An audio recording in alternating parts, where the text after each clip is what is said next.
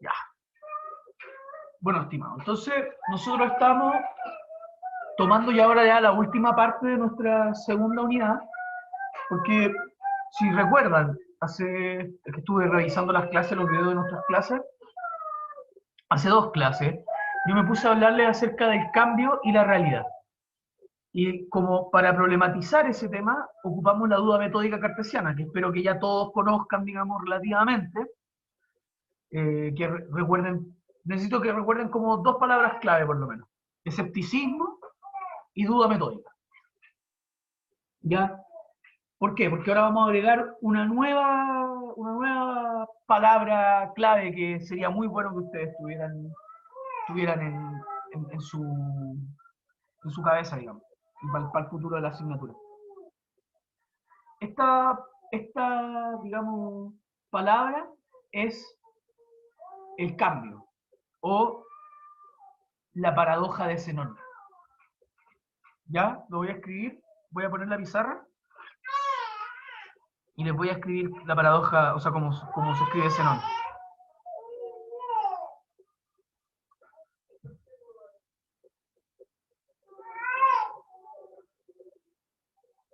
¿Me disculpan un segundito?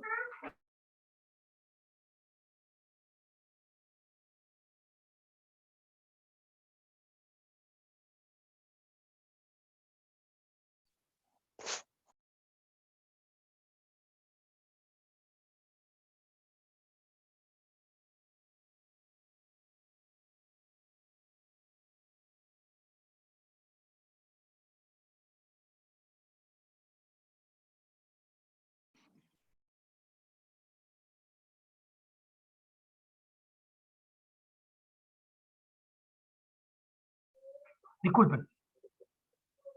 Ya, entonces vamos a escribir ahora la paradoja de Zenón de Elea. ¿Ya?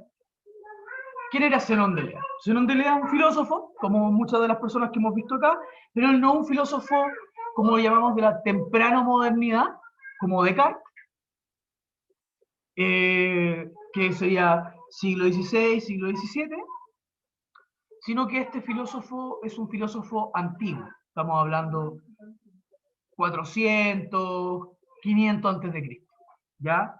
De hecho, era amigo de un político muy importante de Atenas, de la historia antigua, digamos, llamado Pericles, ¿ya? Y Zenón presentó varias paradojas, ¿ya? Paradoja viene del griego paradoxa, que significa una opinión contradictoria, o una opinión que pareciera llevar una contradicción.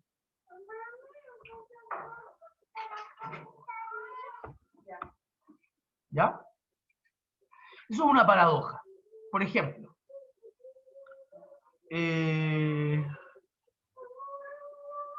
¿cuál es la paradoja que expone Zenón? La paradoja que expone Zenón es, la primera se le llama la paradoja del movimiento, la paradoja del cambio. Imaginémonos que esto es una tortuga, ¿ya? ¿Y conocen a Aquiles? ¿Les suena a Aquiles? Sí, profe. ¿Sí? ¿Podría comentarnos de dónde les suena Aquiles? Lo leí por un... Ay, ¿cómo se llama esto? No, nada que era un manga, no. Pero lo leí por ahí, era Ya. una que encontré por ahí. Ya, ¿la Ilíada y la Odisea les suena? Sí. Ya, esas son las obras más, o sea, digamos, son las primeras obras escritas en Occidente. Están escritas por un tipo que se llama Homero, ya, como de los poetas más, para mi gusto, digamos, de los mejores poetas de la historia de la humanidad, digamos, pero es de los primeros poetas de Occidente. ¿Ya? Y él escribió la Ilíada y la Odisea como las grandes obras de él.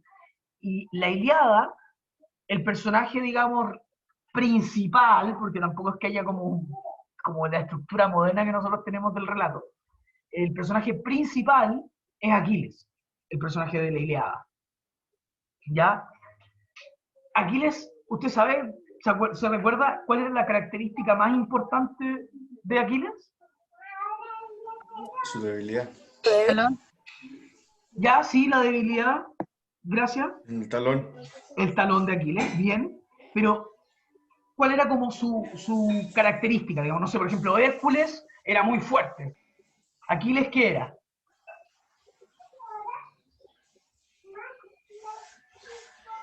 Era muy rápido. De hecho, el Pélida le decían, porque era velocísimo. De hecho, decían que pasaba a los caballos corriendo, en un capítulo de la Ilíada corre de un río, porque el río, este tipo tiene tanta gente muerta y lo empieza a tirar al río. Y la cuestión es que el río se ofende porque su agua se está mezclando demasiado con sangre. Entonces el río digamos, como que se separa y se tira encima de Aquiles, y Aquiles empieza a correr y escapa, digamos, empieza a escapar del río. ¿Ya? Entonces, la cuestión es que el tipo era velocísimo. ¿Ya? Entonces, para la paradoja de Zenón es muy importante que este tipo sea Aquiles. Entonces tenemos a Aquiles por una parte, y acá tenemos una tortuga. ¿Ya? ¿Por qué esto ya, digamos, por qué esta es una paradoja, digamos, de Zenón o lo que sea? Vamos a ver. Lo que dice Zenón es que para que Aquiles alcance la tortuga, tiene que recorrer una distancia X, ¿cierto? Digamos que esta distancia es X. ¿Ya?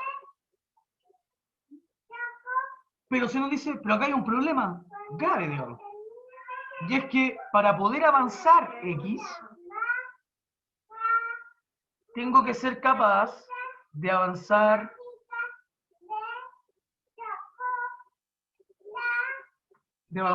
X partido en 2.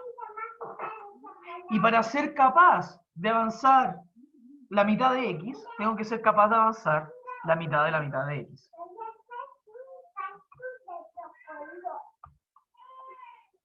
¿Se entiende por dónde está el problema o no?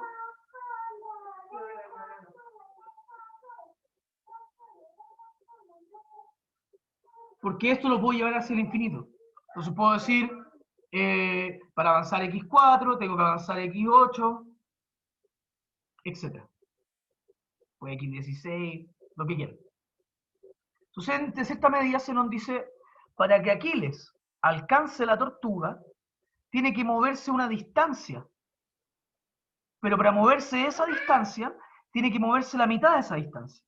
Pero para moverse esa distancia, tiene que moverse la mitad de la mitad de la distancia. Y para moverse esa distancia, tiene que moverse la mitad de la mitad de la mitad de la distancia. Hacia el infinito. Entonces lo que él dice es, como yo no me puedo mover infinito, por lo tanto, el movimiento es imposible.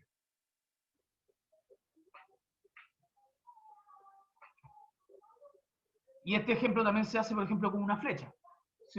Tengo una persona con un arco, tira una flecha, pero para que la flecha llegue al blanco, tiene que recorrer X, pero para recorrer X tiene que recorrer X partido por 2, y para recorrer X partido por 2 tiene que recorrer X partido por 4, X partido por 8, X partido por 16, X partido por 32, etc.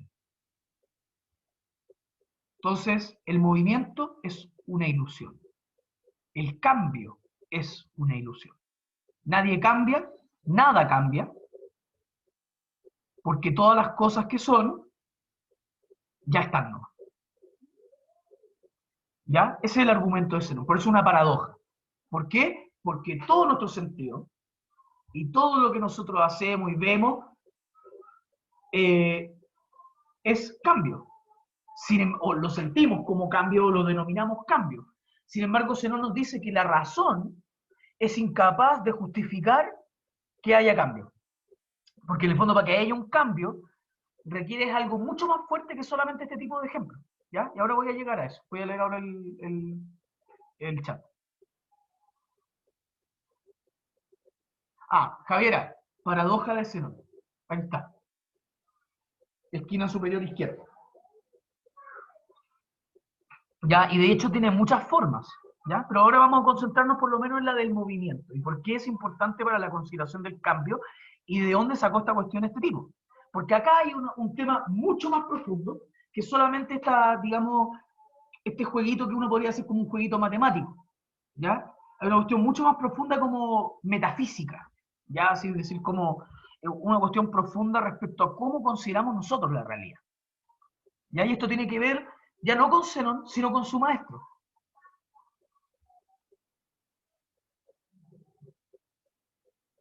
Parménides de Lea. No sé.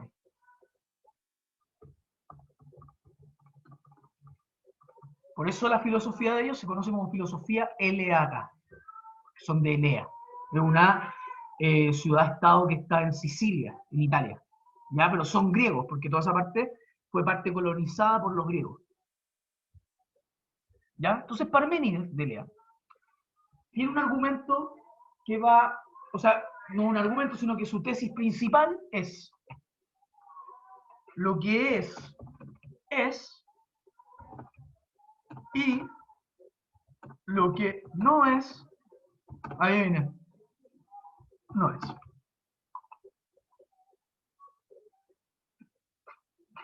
¿Ya? Yo sé que esto ya debe estar sonando como muy abstruso, pero voy a terminar y después quiero que me hagan preguntas, por favor. Así que váyanse guardando, si pueden anotar en alguna parte, o por último las tiran al chat al tiro cuando se les ocurra lo que fuese. ¿Ya? Pero por si les van surgiendo preguntas, que me las vayan haciendo para que después aclaremos. ¿Ya? Bueno, a mí por lo menos me parece que no es así como totalmente. Lo que es, y lo que no es, no es.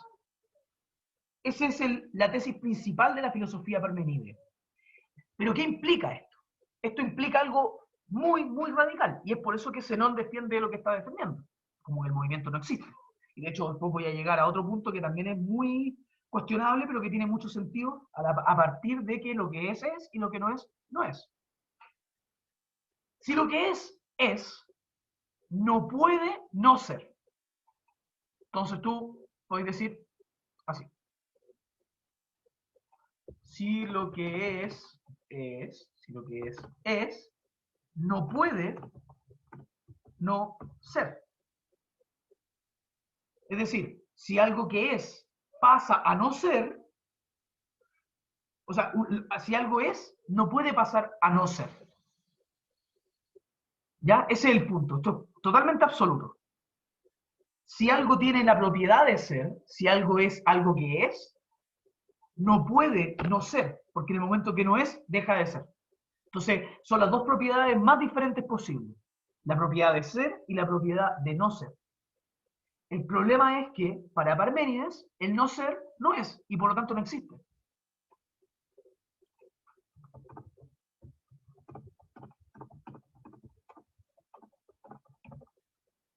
¿Ya? Si el no ser no es, y por lo tanto no existe, lo que es lo que existe, y lo que es, no puede dejar de ser. Porque el momento que deja de ser, se vuelve no ser y no existe, pero es lo que existe. ¿Ya? ¿Se va entendiendo el problema? De que en el fondo, si las cosas no pueden no ser, entonces las cosas no pueden morir, no pueden cambiar, no pueden moverse. ¿Por qué? Porque todas esas cosas requieren que algo era, ahora algo es de otra manera. Y ese es el punto. Para Parménides y para Zenón, las cosas no pueden ser de otra manera, porque que sean de otra manera implica que el no ser está mezclado con el ser. ¿Ya? Entonces, pensemos. Aquiles se mueve, diría uno, ¿cierto? Aquiles intenta alcanzar la tortuga. Entonces, Aquiles intentando alcanzar la tortuga, se encuentra con que tiene que moverse la mitad, ¿se acuerdan? ¿Cuál es el problema de esto? ¿Y por qué a Zenón le sirve esto? Porque lo que él dice es, Aquiles no puede alcanzar la tortuga, porque alcanzar la tortuga implicaría que Aquiles, que ahora podemos decirle, no sé, sujeto A, se transforme, sea igual, digamos, a un sujeto A más tortuga.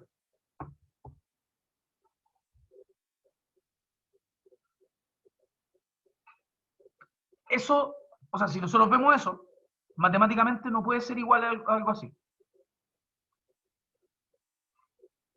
¿Cierto? Porque en el fondo A más T no es lo mismo que A. Porque en el fondo, sí, diga, ¿cuál es el problema de esto? Que A siempre tiene una suma. Y en la medida que tiene una suma ya no va a ser el mismo número, no sé que T sea 0. Pero si T es 0, la tortuga no existe. Entonces tampoco no tendría sentido agregar T si es que T es 0. ¿Ya? Entonces, el punto es que esto no puede ser igual a esto. Las cosas son solamente iguales a sí mismas. 4 es igual a 4. 2 es igual a 2. O si lo ponemos en operaciones matemáticas, 1 más 1 es igual a 2. ¿Pero qué significa que 1 más 1 sea igual a 2? Que 2 es igual a 2. Eso es lo que implica. Entonces las cosas solamente pueden ser iguales a sí mismas. El profesor es solamente igual a sí mismo. Por lo tanto, un mundo donde el profesor sea distinto de sí mismo implica que el profesor dejó de ser. Y en la medida en que dejó de ser, el no ser se mezcló con algo que era. Y si el no ser se mezcla con algo que era, ya no es no ser, pasaría a ser ser. Porque si el no ser no existiría, ni nunca se mezclaría con nada, ni no sería concebible. ¿Ya? Entonces, para Parménides, el cambio, la nada, el movimiento son todo ilusiones. No tienen nada que ver con la verdad de las cosas. La verdad de las cosas es que el cambio es una mentira, es que la muerte es una mentira, y que el movimiento y el tiempo son mentiras. Lo único verdadero es que las cosas son solamente una. ¿Por qué? Porque si fuesen dos, y esto ya digamos, esto ya es lo más, ya es más descabellado todavía de la filosofía de Zenón y de Parménides, es que si las cosas fuesen dos, el dos implica que hay una separación. Y si hay una separación, hay una nada, un no ser. Por tanto, las cosas no pueden ser dos, ni tres, ni cuatro, ni cinco. Porque mientras más voy aumentando el número, más bien voy aumentando el vacío que está entre los números. La nada que está entre los números. Entonces, las cosas solamente pueden ser una sola. Entonces, Parménides, después de que dice lo que es y lo que no es, dice todo lo que es, no veo lo que estoy diciendo, todo lo que es uno. Ya, lo voy a dejar hasta acá por lo menos la presentación del tema. ¿Dudas? Yo sé que no lo expliqué de la mejor manera.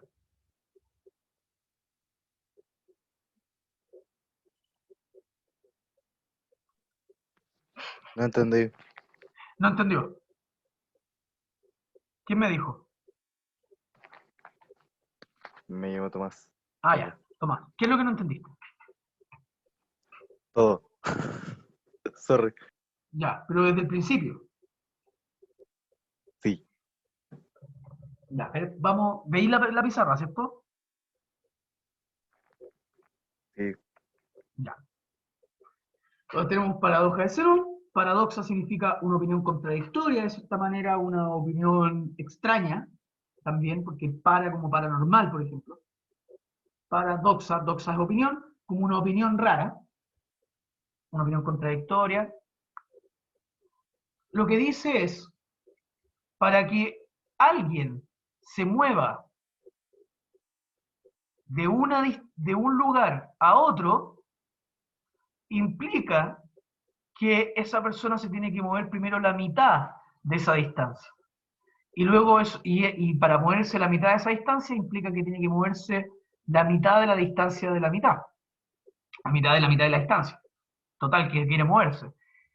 y así hasta el infinito. Por lo tanto, dice Zenón, habría que moverse infinitamente para poder llegar a la distancia que uno requiere llegar. Entonces, el movimiento no existe, porque nada se puede mover infinitamente. ¿Hasta ahí está claro, Tomás? Más o menos. Pero lo pierdo acá. Creo que ¿qué es lo que no entiende de acá? No, sí estoy entendiendo. Ya. El caso es que de repente voy así y me mareo porque también de repente me pongo a pensar y no me mareo un poco, así que estoy tomándole atención. No. Pero si está pensando, cuénteme, pues, qué se le ocurre con esto? ¿O prefiere guardárselo? Son estupideces. Muchas gracias. Profe, No, pero ¿cómo? Dígame. Es- en esa misma parte, entonces, hay como la paradoja sería en sí de que lo que usted está diciendo, eso de que no puede haber como un movimiento infinito en sí. ¿Eso estaría siendo como la opinión contradictoria? La opinión contradictoria sería que yo puedo hacer esto, como levantarme o tomar un vaso, Ujú. y lo que diría Zenón es que todo lo que ocurrió fue una ilusión, porque en el fondo no hay movimiento. Ah, ya, ya, ya, Esa ya, sería ya. la opinión contradictoria, porque es una opinión contradictoria ¿con qué? Con nuestros sentidos, con nuestra misma existencia. De Ujú. hecho, cuenta el chiste, bueno, no sé si para ustedes será un chiste, a mí me parece chistoso, pero es que estaba Zenón presentando su libro frente a los atenienses, y había un filósofo antiguo que yo no le he pasado mucho, ni le he contado mucho de él, porque no es una figura, digamos, como Platón o Zenón o Parménides, que se llama Diógenes de Sinope, o también conocido como el perro, ¿ya? Y Diógenes de Sinope era un hombre que le gustaba el humor. Yo creo que eso es verdad. Tiene varias tallas, de hecho su historia en filosofía él no escribió nada. Lo único que nos quedan son las tallas que hizo y las tallas que contaban de él, digamos. Y, por ejemplo, una de sus tallas. ¿Todos conocen a Alejandro Magno? ¿Les suena Alejandro Magno? Un conquistador, ¿o no? Sí, Alejandro el Conquistador, muy bien. El que primero unificó Grecia, bueno, no, el primero fue su papá Filipo, pero él tomó el ejército griego y dominó a los persas, llegó hasta la India desde Grecia, ¿cierto? Alejandro el Conquistador estaba por Grecia y le contaron que había un hombre extremadamente sabio que vivía en Atenas. Y dijo, bueno, vamos a conocerlo. El profesor de Alejandro Magno era Aristóteles, que creo que es un personaje que ha aparecido en estas clases. ¿Ya? Y Alejandro fue a conocer a este sabio extraño. ¿Por qué le parecía tan extraño? Porque era un sabio que vivía en un barril. Vivía en la calle en un barril. Y todas las cosas que de él le contaban eran cosas media, uno podría decir, animalescas. Como que se masturbaba al público, eh, que, que, que, por ejemplo, decía que en la casa de un hombre rico, el único lugar adecuado para escupir es la cara del dueño. Eh, que no tenía ningún tipo de sentido de moda, digamos, o sea, se vestía con harapos, casi desnudo, eh, y que mendigaba como perro en la calle, como un perro pidiendo comida cuando uno pasa así donde está la sopaipilla, así, compré la sopaipilla, está el perro al lado, lo mismo de hoy. Entonces, Alejandro le llamó mucho la atención a este personaje y dijo, ya, vamos a conocerlo. Y cuando fue a conocerlo, Diógenes, como buen perro que era, estaba echadito al sol, tirado para atrás, las patitas al aire, impecable. Y Alejandro llega y le dice, Diógenes, al verte me doy cuenta de que tú eres un sabio. Te quiero preguntar algo. Debido a tu sabiduría, quiero darte un regalo. Cualquier cosa que tú me pidas en el mundo, yo te la doy. Y Diógenes le dice, ¿podéis correrte que me estáis tapando el sol, por favor? Eso era todo el regalo que él necesitaba. ¿Ya? Y así está lleno de tallas de Diógenes. Y una de las tallas que tiene que ver con Zenón es que Zenón está presentando su libro en Atenas, donde dice que el movimiento es imposible y empieza a hacer las paradojas y toda la cuestión. Y Diógenes lo único que dice es, permiso. Se levanta, da una vuelta y se vuelve a acostar. Y dice, ¿qué estupidez están hablando? ¿Ya? ¿Entienden el punto de Diógenes, ¿no? Que se está burlando de este tipo porque dice que el movimiento es imposible y él se acaba de levantar y moverse y mostrando que todo lo que está diciendo es una estupidez. ¿Ya? O por lo menos así lo pensaba Diógenes. Pero ¿por qué, digamos, eso es importante? Porque en el fondo, por eso es lo que hace la paradoja. La paradoja de Zenón es lo verdadero y aquello que ocurre a nuestros sentidos. Lo verdadero y aquello que nos pasa, que sentimos, que experimentamos, son totalmente distintos. Entonces, de hecho, con la filosofía eleata, uno puede empezar a hablar por primera vez en la historia de la filosofía, de cierta manera, de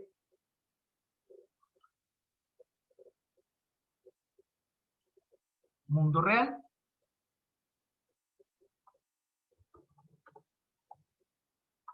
y de mundo aparente. Entonces está el mundo de la verdad, el mundo donde uno sabe que no hay movimiento, que no hay cambio, que todo es uno, que todas las cosas que son, que lo que no es, no es. Y luego está el mundo aparente o el mundo de la opinión, que es el mundo de la verdad, el mundo real. O el mundo aparente y el mundo de la opinión, que es un mundo donde pareciera que hay cambio, pareciera que aquí le alcanza la tortuga, pareciera que las flechas llegan a sus blancos, pareciera que Diógenes de Sinope tiene razón. ¿Ya?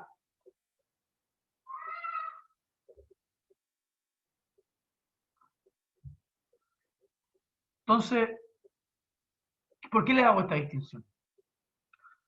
Porque tenemos que aprender, o creo que es importante aprender, que la distinción que él está haciendo entre un mundo aparente y un mundo real tiene mucho sentido. ¿En qué sentido? En el sentido de que nosotros vivimos en un mundo de opinión. Y en el fondo, cuando corregimos nuestro mundo de opinión, cuando decimos, a mí me parece como que el Sol gira en torno a la Tierra. Pero después voy al mundo, digamos, al mundo de la verdad, donde alguien hace un descubrimiento, una investigación, lo que sea, y descubre que en realidad es que la Tierra gira en torno al Sol. Entonces el mundo aparente es lo que nos aparece, mientras que el mundo real requiere trabajo, requiere razonamiento. Uno podría decir, de hecho, no sé si estas serán las mejores palabras, pero uno podría decir esto es el mundo mediado y esto sería el mundo inmediato. ¿Por qué? Mundo inmediato es lo primero que aparece, lo primero que nosotros vemos, lo primero con lo que nos relacionamos, la primera forma que nos relacionamos con el mundo. Mientras que el mundo mediado lo que dice es, no, caballero, no le crea todo lo que dice en su ojo, no crea todo lo que dice su guata, no crea que porque esa mujer es muy hermosa es buena persona, o no crea porque ese hombre es bonito es buena persona. Piensa. Entonces, cuando uno piensa, ya la relación con el mundo no es mediada, no es inmediata, no es solamente lo que me aparece, sino que ahora ocupo la razón para pensar este mundo. Por lo tanto, estoy mediando con la razón el mundo. ¿Ya? Entonces, ese es el problema, digamos. Ese es el problema que nos vamos a encontrar desde Zenón, el 400, 500 a.C., hasta el mundo de hoy. La física cuántica es muy poco intuitiva. Las predicciones que hace la física cuántica, los modelos que tenemos de universo, los modelos que tenemos atómicos, toda la cuestión, son muy poco intuitivos. De hecho, cuando nosotros pensamos el modelo atómico actual, que en realidad son solamente vectores, ejes que tienen el núcleo al medio nomás, ejes de 3 dimensiones, y se ponen las nubes, digamos, electrónicas. Entonces tú tenías una nube acá, o una nube acá, y ahí vais viendo los valores y toda la cuestión. es muy poco intuitivo, porque en realidad lo que tú estás viendo acá es un plano matemático que tiene algún achurado nomás. Y sin embargo, pareciera que es así como se está describiendo el mundo y como en realidad el mundo es, como fórmulas matemáticas. Y justamente lo que nosotros vemos con nuestros ojos no tiene nada que ver con las fórmulas matemáticas, tiene que ver con los colores, con las texturas, con los aromas, con las sensaciones, con nuestros sentires, con cómo yo me siento frente a esta cosa, cómo yo me siento frente a la otra. Y pareciera que el mundo real en realidad es pura matemática, ¿no? ¿Ya? Entonces, este descubrimiento que está haciendo Parménides y Zenón, de que aquello que es verdadero, aquello que la razón me muestra, aquello que es capaz de argumentarse, pareciera, al menos en primer término, tener una relación con el mundo distinta de cómo solamente este mundo aparece.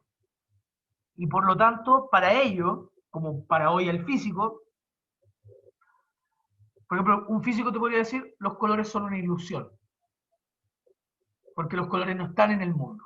Los colores están en tu cerebro y están en las ondas que refractan en los objetos. Entonces, el color nunca es de los objetos. Cuando yo veo algo azul, en realidad decir que algo es azul es incorrecto. Porque en realidad justamente lo que no es azul, porque es el color que está refractando. ¿Ya? Entonces, de cierta manera, el mundo real es totalmente contrario al mundo que se nos aparece, al mundo con el cual tenemos relación. Y eso es lo que tiene que ver con lo que está pensando Zenón. Solamente que Zenón lo está pensando mucho más radicalmente. Zenón está pensando que, en el fondo, si uno toma en consideración la gran verdad, y esto es, digamos, algo que nosotros, o sea, este principio que tenemos acá, eso sigue siendo el principio por el cual nosotros nos guiamos en la lógica. La lógica tiene que ver con las cosas que son, no con las que no son. La ciencia tiene que ver con las cosas que son, no con las que no son. Entonces, en esta medida, Zenón dice, esto es verdad, y esto es evidentemente verdad. ¿Se acuerdan con lo de Descartes? La evidencia, la certeza. Esto es evidentemente verdad. Por lo tanto, el mundo real, el mundo que descubrimos a través de la razón, no hay movimiento.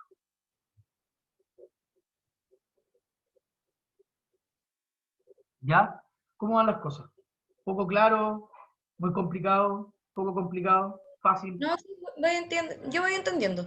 Ya, bacán. El resto, ¿cómo van? Infórmense. O sea, infórmenme, porque si no, no sé cómo se sienten. A ver. Estoy bien. ¿Vais bien? Estamos bien, Sí. profe. ¿Sí? Mi existencia no existe, dice la otra.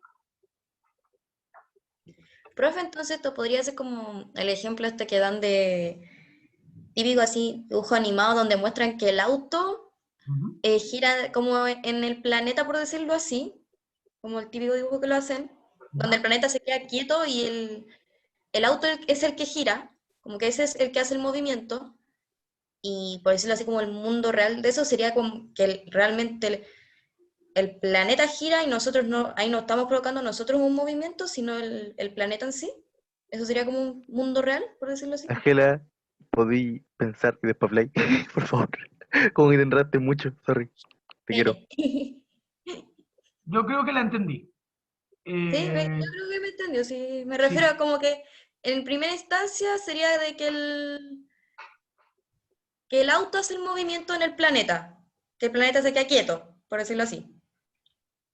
Y en el mundo real sería de que realmente el planeta es el que gira, pero el auto va, por decirlo así, como en dirección. Ya, No no, sabría sí. decir Ya dirección contraria. entiendo la confusión. Es que yo les puse la física acá y quizá con eso los compliqué más. Pero en el fondo, piense usted, más que en el ejemplo del auto, porque el auto sí en realidad se mueve sobre la superficie de la Tierra, aunque digamos, y la Tierra parece quieta, pero eso tiene que ver con, como por ejemplo, cuando uno está encima de un barco. Cuando uno está encima de un barco, el barco se está moviendo, pero cuando estáis encima del barco, estáis quieto. O sea, si tú te quedas, digamos, si tú te quedas parado en el barco, no es como que el barco vaya a seguir avanzando y tú te vayas yendo para atrás, pues, y te quedas al agua.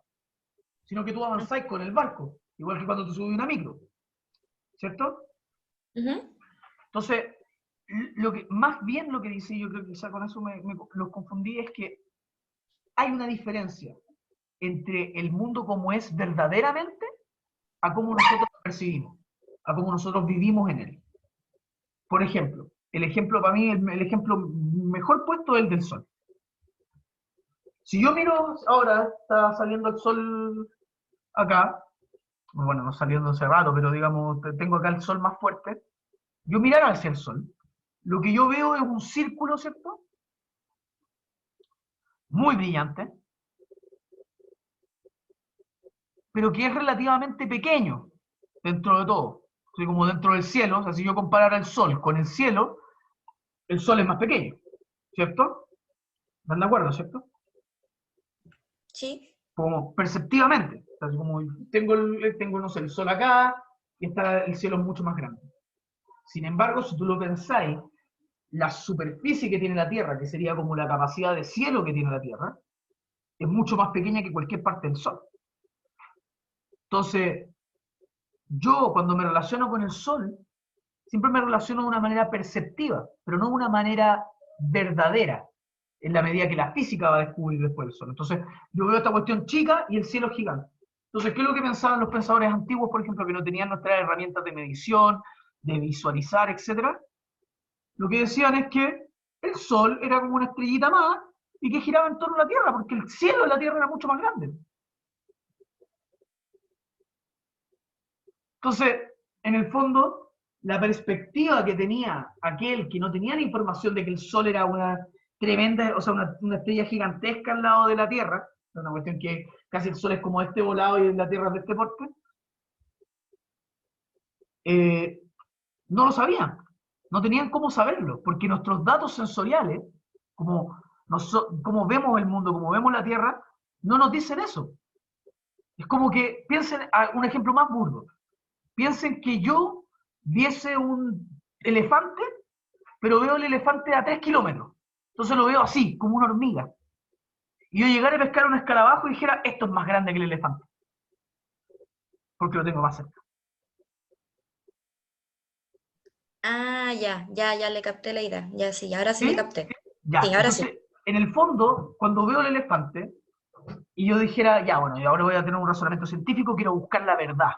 Entonces, por ejemplo, veo el elefante de lejos y digo, ah, pero mira, si el elefante se ve así de pequeño, pero estoy a 3 kilómetros de distancia y todavía lo puedo ver, es porque tiene que ser gigantesco. Entonces digo, ah, ya, perfecto. Entonces veamos las proporciones, no sé cuánto, y uno igual que al sol podría medir al elefante desde lejos y saber, no sé, que pesa 3 toneladas, no sé, 2 toneladas. Entonces, por lo tanto, debe ser bastante más grande que el escarabajo que tengo al frente de mi ojo y que se ve de este volado porque lo tengo al frente de mi ojo. ¿Ya? Ese es el punto. Las cosas se nos aparecen de una determinada manera. Porque tenemos perspectiva, porque tenemos sensaciones, colores, olores, sentimientos, etcétera, todas las cosas que nos ocurren a nosotros. Sin embargo, el saber si es que lo que pensamos, lo que sentimos, lo que vemos o no es verdadero, requiere otro ejercicio. No es solamente un ejercicio de la experiencia, sino que requerís que la razón te diga, no, no, no, es que mira, por acá va la cosa. Entonces estos tipos se lo tomaron con total radicalidad. Y para tomárselo con total radicalidad lo que dijeron fue, si lo que es, y lo que no es, el cambio no es posible. Porque si algo es, y lo que es, y no es, entonces, para que algo cambie, tiene que ser algo que es, y dejó de ser lo que era, y pasó a ser otra cosa. Y ese cambio del dejar de ser lo que era a ser lo que ahora es, involucra que haya un no ser, porque dejó de ser lo que era antes. Entonces ya no es puro ser. Y ese es el punto de los Eliadas. Si algo es, tiene que ser puro ser. Si no, no es. Yo sé que esto igual es como relativamente complejo, chiquillos, si no, no creo que sea fácil.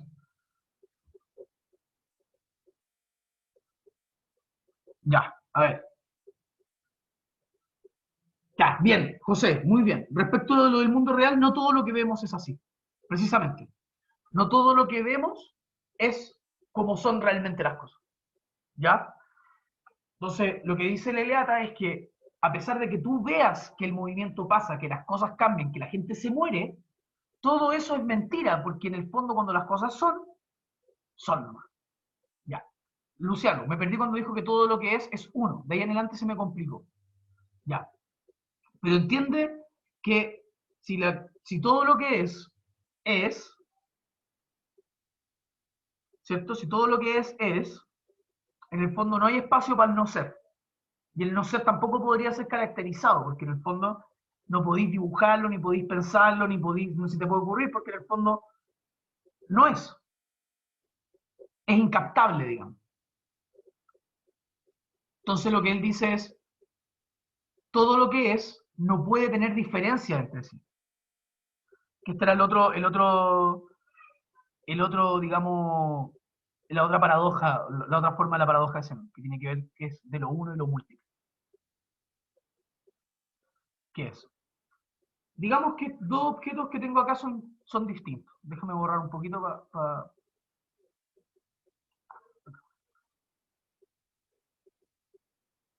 Ya. Entonces tengo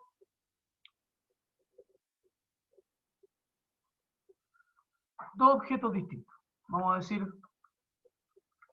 por una parte, objeto A y objeto B. Lo que dice Zenón es, si lo que es múltiple o es uno. Porque esa sería la pregunta que usted está haciendo, Luciano, ¿cierto? Que no entiende por qué es uno. Entonces, lo que él diría sería como, ya, separemos estos dos objetos. Pero para separar esos dos objetos implica marcar una diferencia. ¿Y cómo se marcan las diferencias? Digo, esto es de manera A y no de manera B. Yo sí marco una diferencia. Digo, bueno, no, pero es que esto es distinto. También se están volviendo con pololo polola. Con el ex, digo. No, es que esta vez va a ser distinto, esta vez yo no voy a ser tan celoso, tú no me controles tanto, no sé cuánto. Entonces, antes era de una determinada manera y ahora es de otra manera. Esto era de una manera y ahora esto es de otra. ¿Cuál es el problema de esto? El problema es este no que está acá. Chupa ya, perdón. El problema es este no que está acá. ¿Por qué? Porque ese no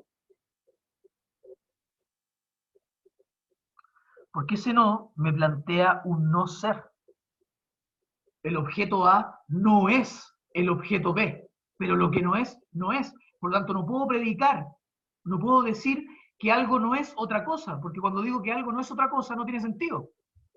Cuando digo el objeto A no es el objeto B, lo que estoy diciendo es que hay un no ser acá, ¿no? Es decir, que hay una diferencia. Entonces, lo que dice Parménides y lo que dice Zenón es que la diferencia implica un no ser otra cosa.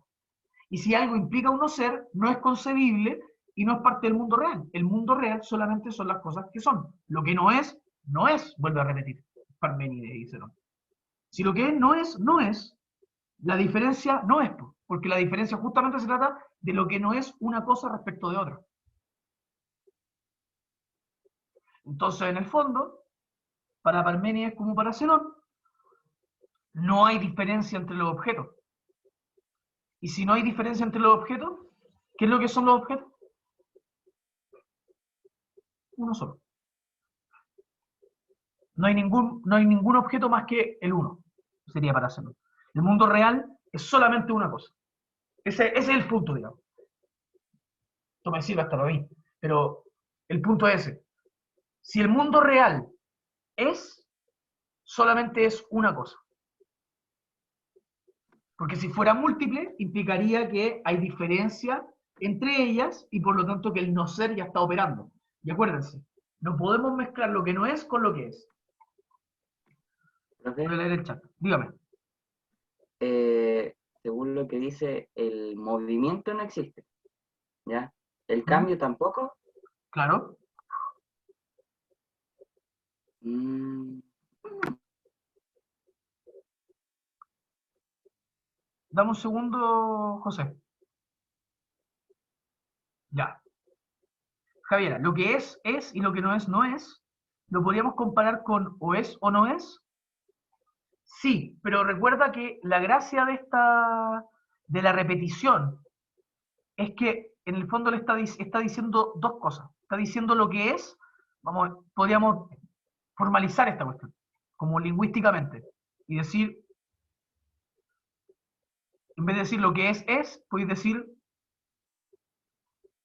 oye, disculpa, podríais decir algo así como,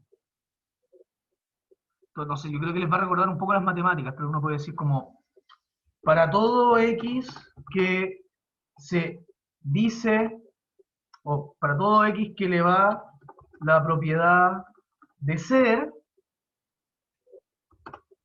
se le dice que es. O sea, para toda cosa que es, lo que decimos es, que existe, que está presente, etc. Cuando yo digo que algo es.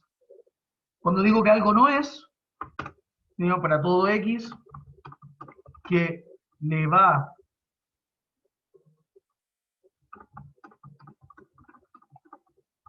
de no ser, no es. Entonces, en el fondo lo que está diciendo es, todas aquellas cosas que no podemos decir que son, van a ser no ser, y por lo tanto, no tematizables por el pensamiento, porque ese es el punto. Yo para que yo piense algo tiene que ser. No puedo pensar la nada. ¿Alguno de ustedes alguna vez ha intentado pensar la nada? ¿Qué es la nada? ¿Puede ser algo? Y si yo dijera, no, la nada es esto, ¿sería nada ya entonces? ¿No sería algo si es que le estoy diciendo que es algo? No digo, defina la nada. Y usted ¿cómo la tenéis que definir para definir la nada? La nada tenéis que definirla por la ausencia, por lo que no hay. Es decir, la nada es cuando no hay vacío nada. absoluto. ¿Cómo? ¿Cómo, José? Dile tú, dime. Pero ya, pues.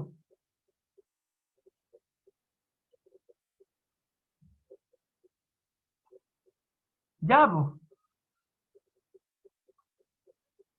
Pero bueno, como dice él, es absoluto. Este es el punto. Como esa es la cuestión de los eleates de Zenón. Son absolutos. Si las cosas son absolutamente. Y si no son absolutamente. No hay puntos medios entre las dos cosas. Una cosa del mundo, una cosa del no ser y otra cosa del ser. Marco, por favor, ¿podí decirme qué es lo que qué es lo que te confunde, qué es lo que te complica? Yulitza, sí, precisamente. Lo que no es, no existe y es impensable. Las cosas que no son, intente pensar en algo que no es. Ya la entendí, profe. ¿Me entendiste, Marco? Sí, estamos ready. Bacán, pulento. Y Luciano, ¿tú cómo vas?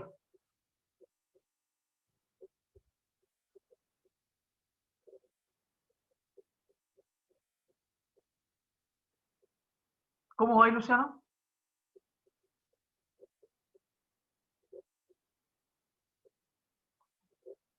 ¿Qué le falta que podrían entender, que sí podría entender?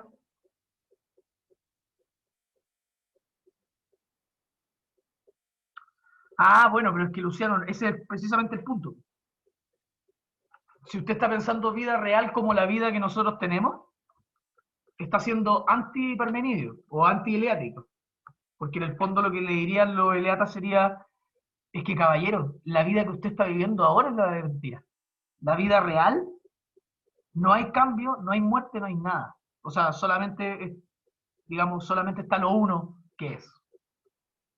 Todo el resto son ilusiones nomás. Y piensen lo fuerte de la cuestión. O sea, lo que están diciendo es que todas nuestras vidas, nuestras aspiraciones, nuestros sueños, son todos fútiles.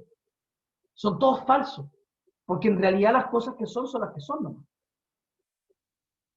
Y las cosas que no son, no son. Entonces el futuro, por ejemplo, piensen en el futuro. ¿Qué es el futuro? Justamente el futuro es lo que no es. Pues. Es lo que va a llegar a ser.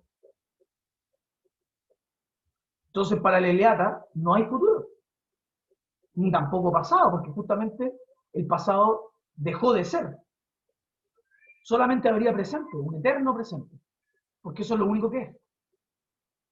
Entonces ahora, por ejemplo, estoy yo en mi eterno presente y se me va como yendo, ¿cierto? El presente hacia atrás. Todas esas cosas que se fueron hacia atrás dejaron de ser, por lo tanto no son.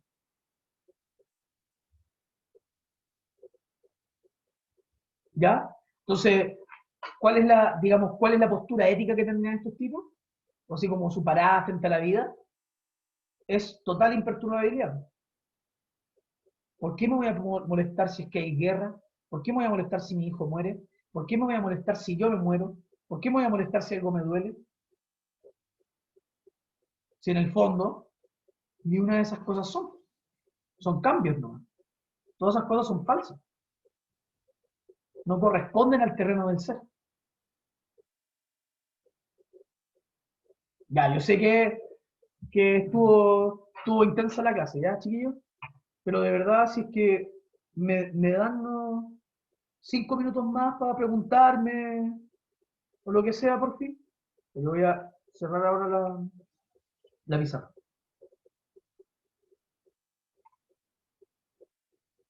Por favor, dudas, porque esto, digamos, esto, se supone que este mes tienen evaluación o lo que, calificación, perdón, y esto va a estar metido dentro de la prueba, no totalmente la materia, pero sí va a haber una pregunta acerca de la paradoja de Zenón. Entonces, de verdad necesito que lo tengan claro. Y en todo caso, igual, si es que cuando lean la evaluación o lo que sea, quedan con dudas respecto a la pregunta de Zenón, me tienen que mandar dudas y si quieren pueden armar algún tipo de grupo para que me pregunten en conjunto. ¿Ya? Para mí eso sería lo mejor porque así no tengo que ir respondiéndole a cada uno. Profe, ¿puede enviar el video hoy? ¿Cuál video? ¿El de la clase? Sí, Ya. Ya, yo lo mando hoy. Se lo subo al Classroom, ¿cierto? sí. Por favor, chiquillos, pregunta. Yo sé que es complicado.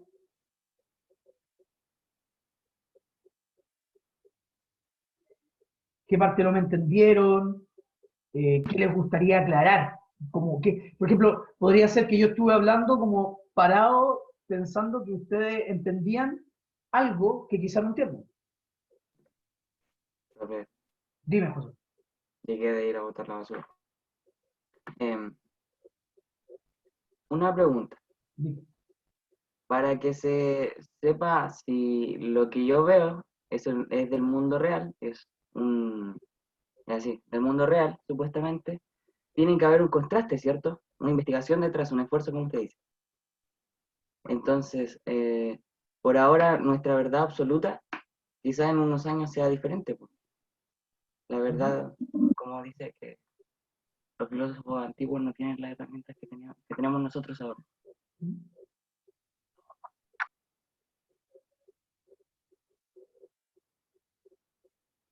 Sí, estoy totalmente de acuerdo. Pero pensemos ahora si es que podemos refutar el problema de Zenón. Y de hecho, el problema de Zenón no es solamente un problema filosófico, sino que también es un problema matemático. ¿Ya? ¿Cómo justifico matemáticamente el movimiento? También es una pregunta por ese lado, la de Zenón. Y si quieren saberlo, recién se pudo resolver la paradoja de Zenón en matemáticas en el siglo XIX con Cantor, el que inventó la teoría de conjuntos en matemáticas. Antes de eso, nadie había podido resolver la paradoja de Zenón en matemáticas. Se demoraron 20 siglos en resolverlo. En filosofía, uno podría pensar que la solución al problema llegó más pronto. De hecho, llegó un siglo después con Aristóteles, ¿ya? Que habla de dos tipos de realidades. En vez de hablar del mundo verdadero y del mundo, perdón, del mundo del ser y del mundo del no ser, o del mundo verdadero y el de la opinión, Aristóteles habla de la potencia y el acto. Dice, en potencia, una distancia es infinitamente divisible, pero en acto, una distancia es lo que es. Entonces, si yo tengo que caminar 1 metro, lo más probable es que 1 metro sea infinitamente divisible. Y yo creo que ninguno acá estaría en desacuerdo con eso. O sea, es decir, puedo dividirlo por 2, por 4, por 8, por 10 millones, por 2 Googleplex. Puedo dividirlo por un Googleplex elevado a un Googleplex que está elevado a un Googleplex. ¿Sabes lo que es un Googleplex?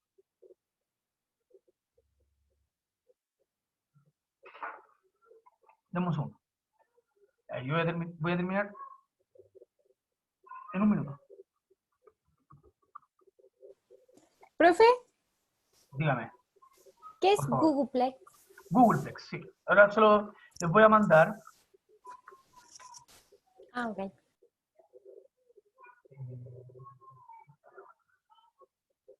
Googleplex es un número. ¿Ya?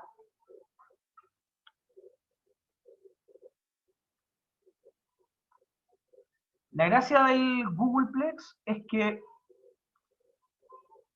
Chúpale. Está escrito en el chat. La gracia de un Googleplex es que es un número tan grande, con tantos ceros, que para escribir todos los ceros que... O sea, si yo quisiera presentarlo no de esta manera, como 10 elevado al Google, si yo quisiera presentarlo como con los computadores que tenemos hoy, con todos los ceros que tiene, estaría como 50 años la máquina operando todavía poniendo ceros para poder llegar. Ya es un número gigantesco. Entonces yo le estoy diciendo como, imagínense un Googleplex elevado a un Googleplex, y ese Googleplex al cual está elevado también está elevado a otro Googleplex. Ya, o sea, un número absurdamente gigante. Yo podría dividir 1 metro por ese número absurdamente gigante. Entonces yo, en teoría, puedo siempre dividir las cosas por un número mayor que lo estaba dividiendo antes. Siempre. ¿Cierto? Entonces lo que dice Aristóteles es que en potencia las cosas son infinitamente divisibles. En potencia, para poder caminar del punto 1 al punto 2, tengo que caminar la distancia x. En potencia tengo que, claro, caminar la x partido por 2, x partido por 4, x partido por 8, x partido por 16, x partido por 32, 64, 120, lo que sea, 128, etc. Eso es en potencia, pero en acto mide 1 metro nomás. ¿Ya? Entonces cuando yo la camino nomás. No necesito caminar por partes, ¿cierto? No voy caminando como, primero camino como, no sé, como camino cada vez la división más pequeña. Sino que yo camino el total, y ese total yo lo puedo dividir todas las veces que yo quiera. ¿Ya? Esa fue la respuesta de Aristóteles, que también no dejó resuelta el problema matemático que había presentado Sonado. Ya, siento que estaba un poquito densa la clase, así que nos vamos retirando nomás. Ya, chiquillos, gracias por quedarse 1/4 de hora. Yo sé que, disculpen por quitarle su tiempo, pero espero que estén muy bien. Ojalá se les ocurran más preguntas, que me manden al mail o se junten en un grupo para que hagamos otra clase si es que lo necesitan, para aclarar estas cosas. ¿Ya? Así que estén muy bien, que tengan un buen resto de semana y nos vemos Profe. en 2 semanas más. Dime, José. Tengo que colocar presente, llegué un poquito tarde hoy día, O sea, ¿no? ponga lo que quiera, ¿no? Ok, Chao, profe, cuídese. Chao, Sofía, que estés bien. adiós. Chao, Cuídense. chao, chiquillas, chiquillos. Que estén bien. Chao, profe, que esté bien. Nos vemos. Después le voy a hablar al correo. Chao, profe, cuídese. Ya, Adiós. no se preocupe. Chao, chao.